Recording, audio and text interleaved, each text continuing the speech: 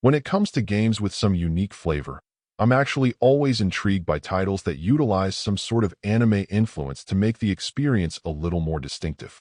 Granted, that hasn't always worked well, no matter how great some titles in that vein have looked visually, but in the case of others it has made for a treat.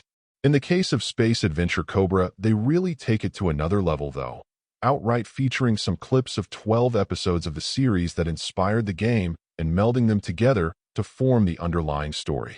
I will give the developers credit for making the play style into something that feels distinctive as well, with plenty of fast-moving action, an assortment of weapons and gadgets to address a variety of scenarios, and periodic boss fights that put up a fair challenge.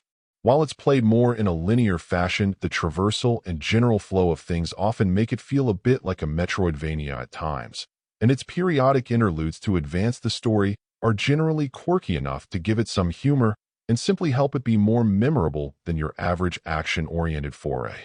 All that said, I'll admit that I was consistently frustrated by its chosen control scheme, and though you could alter it in some minor ways, none of them addressed my issues. Plain and simple, my brain and hands wanted this to play more like a twin-stick shooter, allowing you to truly run and gun in the most effective way possible.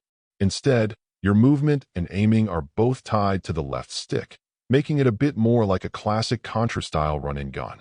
Unfortunately, that feeling is complicated and undermined by the need to tap to shoot with your firing button, because if you hold that down you'll charge your weapon.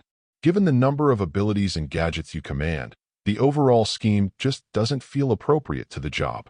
Yes, you can get acclimated to it and work through the learning curve, but honestly that feels like unnecessary effort that could have been addressed by either a better core control scheme or an allowance for more varied options to suit different tastes.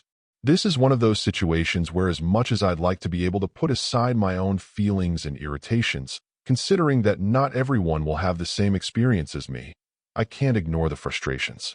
More often than not, action and shooting games in the indie space on the Switch get their control schemes right, or at least leave provisions for customization. The fact that this wild ride of a game doesn't then ends up feeling like an unforced error.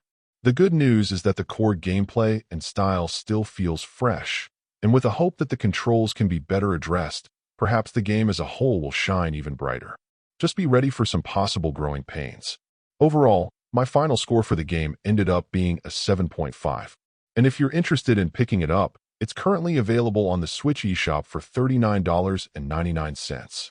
Thank you for taking the time to listen to this review. And if you'd like more information or ideas of indie games worth checking out on the Switch or the Switch 2, be sure to click on the link provided in the description. Until next time,